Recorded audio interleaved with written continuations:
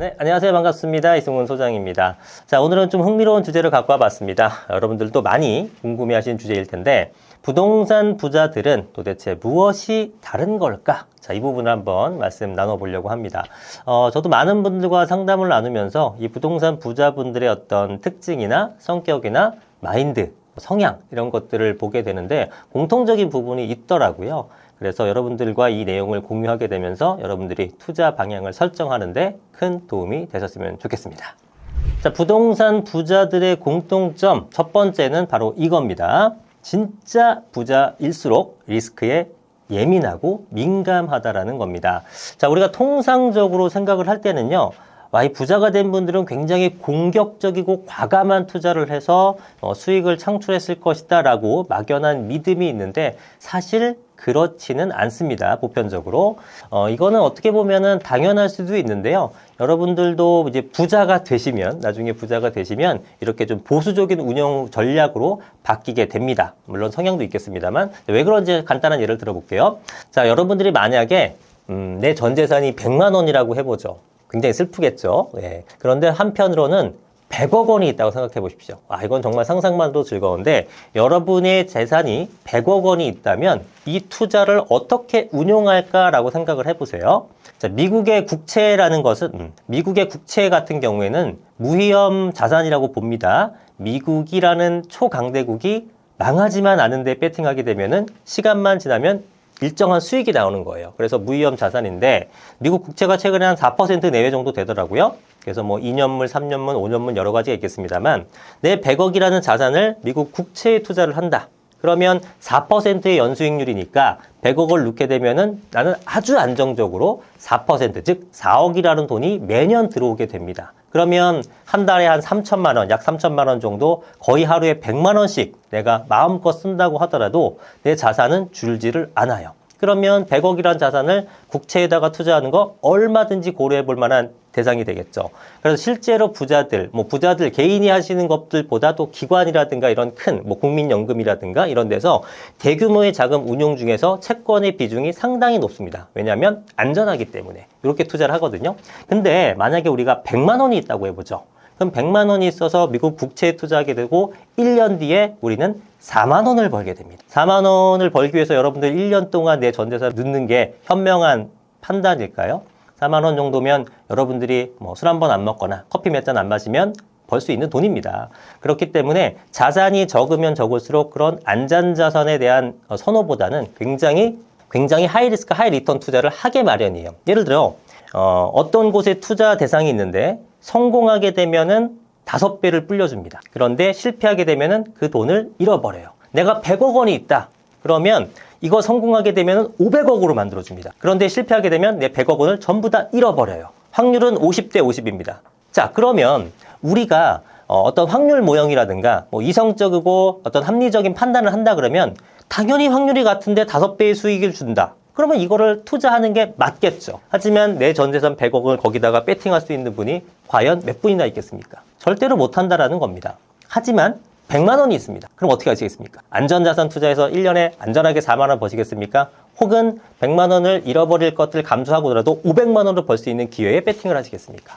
이럴 때는 후자가 훨씬 더 많겠죠. 그래서 우리가 자금이 굉장히 작으면 작을수록 하이 리스크, 하이 리턴 투자를 많이 하게 되는 겁니다. 그래서 젊은 분들이 코인 투자라든가 이런 것들을 좀 중시하는 것들도 조금 더 변동성이 크고 수익을 크게 얻을 수 있기 때문에. 그러나 예를 들어 100만 원 같은 건 잃어버리면 다시 벌면 되지 하는 정도의 수익 금액이기 때문에 얼마든지 그런 투자를 할 수 있게 되는 겁니다. 하지만 부자가 돼서 자산이 점점 늘어나게 된다 그러면은 여러분들은 그런 투자에서 점점 빗겨나게 돼 있어요. 이게 중요한 이유는 뭐냐면 제 주변에서도 굉장히 쉽게 돈을 버시는 분들이 있었습니다. 굉장히 공격적이고 과감한 투자를 해서 수익을 얻었어요. 그러면 자산이 점점 불게 되면서 지금과 같은 방식으로 보수적인 운용을 하셔야 되는데 그 방식이 성공적이다 보니까 돈이 좀 늘어난 상태에서도 더 큰 베팅을 막 하시다가 망가지는 분들을 수도 없이 봤습니다. 정말 부지기수로 봤습니다. 그런 한두 분이 아니에요. 그런 어떤 확신에 차 있거나 과거의 성공이 지속될 거라고 믿는다면은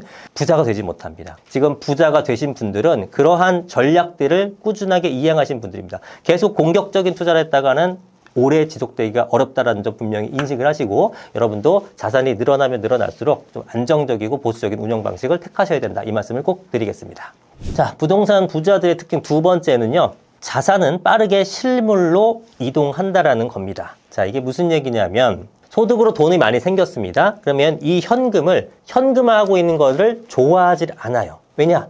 인플레 발생 때문에 결국 현금 가치가 떨어질 것을 알고 있어서 현금을 단순히 현금으로 보유하고 있는 것을 극히 싫어한다는 얘기입니다. 그러면 이것들을 자산으로 이동시켜주고 실물 자산의 대표격인 부동산으로 특히 많이 이동을 하는 겁니다. 그래서 이분들은 부동산을 통해서 돈을 버는 그런 목적도 있겠습니다만 사실 에셋 파킹이라고 하죠. 이 돈의 보유 자체를 부동산으로 해두는 겁니다. 그게 현금 통장으로 집어넣는 것보다 훨씬 더 안전하다고 보고 훨씬 더 유리하다고 보기 때문이죠.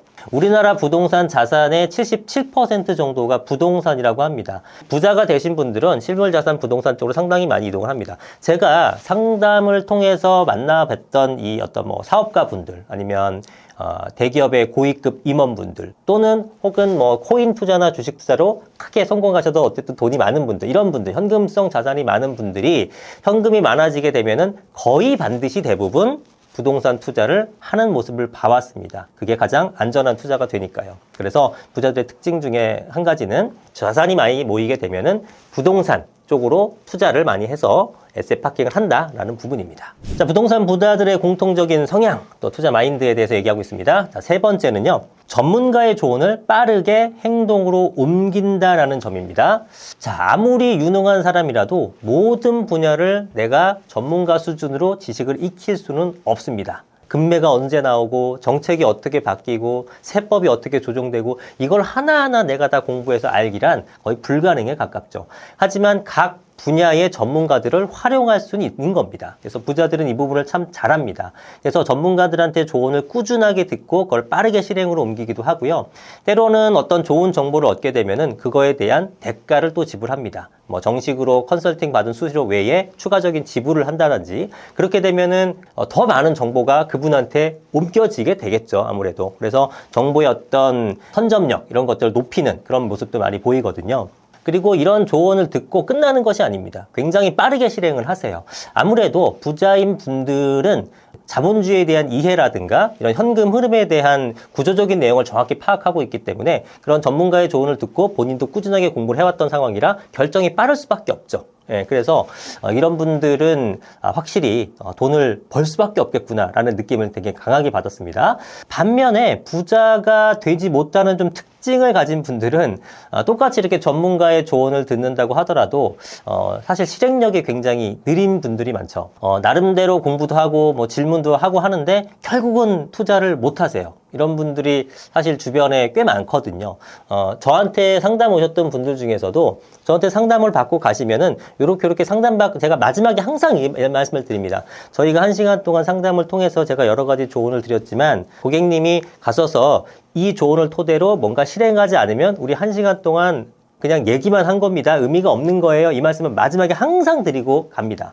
그런데 그렇게 듣고 투자를 하신 분이 있는 반면 6개월 뒤, 1년 뒤, 2년 뒤 그분이 또다시 상담을 요청하십니다. 그때 투자하지 못했어요. 이래서 못했어요. 뭐가 어쩌고 저쩌고 4년째, 5년째 계속 질문만 하시는 분들이 있어요. 이런 분들은 제가 아무리 말씀을 드려도 투자에서 성공하기가 어렵습니다. 최종적인 결정과 최종적인 실행은 여러분 스스로 해야 되기 때문에 이 부분을 잘 할 수 있게 항상 꾸준하게 준비를 하시고 용기를 내셨으면 좋겠습니다.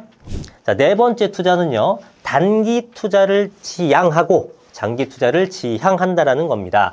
자, 이게 부동산 투자에 있어서 특히나 중요한데 부동산은 단기적으로 샀다 팔았다 할 수 있는 상품이라고 볼 수는 없죠. 중장기적인 투자 관점으로 해야지만 투자 수익을 극대화시킬 수가 있는 거고요.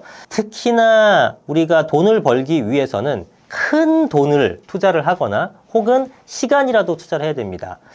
무슨 얘기냐면 예를 들어 지금 강남에 아파트를 구입한다고 하게 되면 뭐 단기간에 큰 수익도 낼 수 있죠. 그렇죠? 뭐 반짝 움직일 경우에는 한 달에 몇 억씩도 오르는 게 강남의 아파트들이니까 단기간에 수익을 벌 수가 있는 겁니다. 하지만 강남 아파트 구입 자체가 엄청나게 많은 비용이 소모되죠. 큰 돈이 들어가는 겁니다. 그러면 그 돈이 없는 분들은 어떻게 투자를 해야 되게 되면 예를 들어 강남의 빌라라도 조그만 거 소액으로 들어가는 것들 구입합니다. 이게 나중에 재개발이 되게 되면 큰 수익을 얻을 수가 있죠.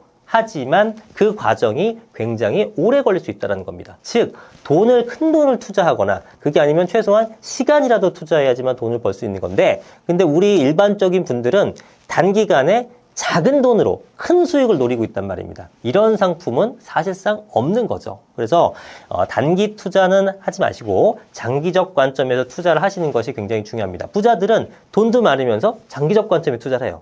어떻게 보면 돈이 안 벌릴 수가 없는 그런 투자 방식을 갖고 있는 겁니다. 그렇기 때문에 여러분들도 이러한 내용들을 좀 파악하시고 투자에 임하셨으면 좋겠습니다. 자, 부동산 부자들의 공통된 성격 5번째는요. 부동산을 투자할 때 입지와 상품의 우선순위를 명확하게 한다라는 내용입니다.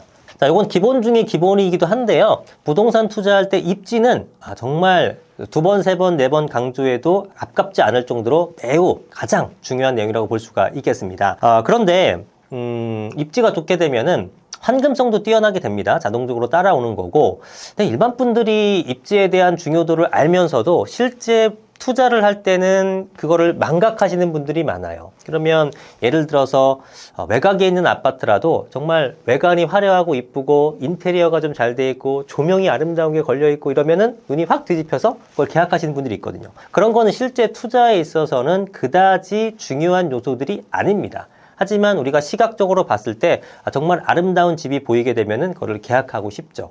그러나 내가 실거주, 난 투자로서 전혀 상관이 없어 라면은 그거는 개인의 취향이겠으나 투자적 관점에서는 그런 것들을 되도록이면은 그런 것들을 좀 배제를 하시고 조금 더 입지 중심적으로 투자를 하시는 게 좋습니다. 부동산 부자들은 이런 부분에서 굉장히 철저하게 지키는 모습을 많이 봐왔습니다. 자, 부동산 부자들의 특징 6번째는요.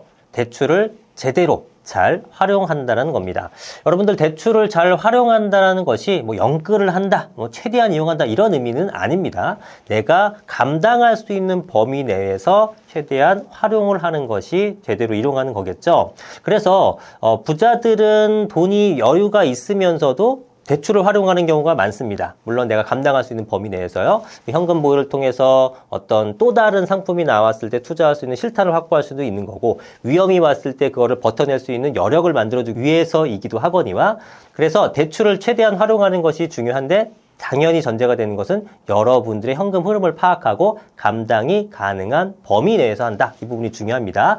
자, 제가 상담하면서 좀 안타깝게 생각했던 분들이 누구냐면은 대출을 전혀 고려하지 않는 분들입니다. 이런 분들이 나와요. 꽤 생각보다 있습니다. 저는 빚이 싫어요. 물론 빚을 좋아하는 사람은 없죠. 하지만 적절하게 이용하는 것도 굉장히 중요합니다.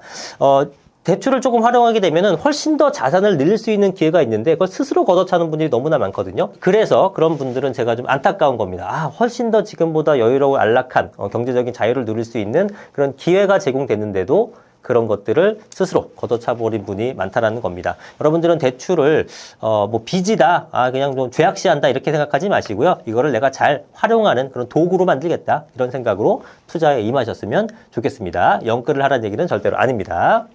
부동산 부자들의 특징 7번째입니다. 부동산 투자에 정확한 판단 기준이 있다라는 겁니다. 자, 그러니까 우리가 부동산 투자를 할 때 좀 막연하게 투자하시는 분, 혹은 뭐 지인의 얘기를 듣고 투자하시는 분, 뭐 이런 분들이 많습니다. 혹은 뭐 요즘에 유튜브에서 유행하는 어떤 그런 지역, 뭐 이렇게 하시는 분이 많은데 부자들은 그렇지가 않습니다. 자기만의 명확한 판단 기준이 있다라는 거죠.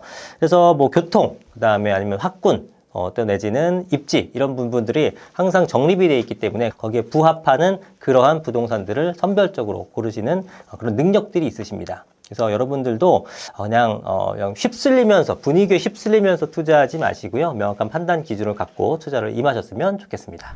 자, 오늘 부동산 부자들의 특징 한 7가지를 말씀드렸습니다. 다시 한번 정리를 해봐드리면 첫 번째는 진짜 부자일수록 리스크에 민감하다는 겁니다. 두 번째는 자산은 빠르게 부동산으로 이동한다라는 부분이었고, 세 번째는 전문가의 조언을 빠르게 습득하고 이해하고 실행에 옮긴다라는 내용이었습니다. 자, 네 번째는 단기 투자를 지향하고 장기 투자를 지향한다라는 겁니다. 여러분도 장기 투자를 하셨으면 좋겠고요.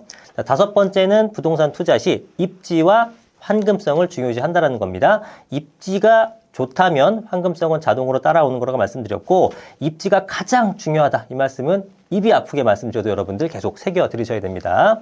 자, 여섯 번째는 대출을 잘 활용하자입니다. 대출을 잘 활용하자라는 것은 내가 감당할 수 있는 범위 내에서 최대한 레버리지를 이용한다라는 겁니다. 영끌을 하자는 얘기는 절대로 아니기 때문에 꼭 새겨서 이해를 하셨으면 좋겠습니다.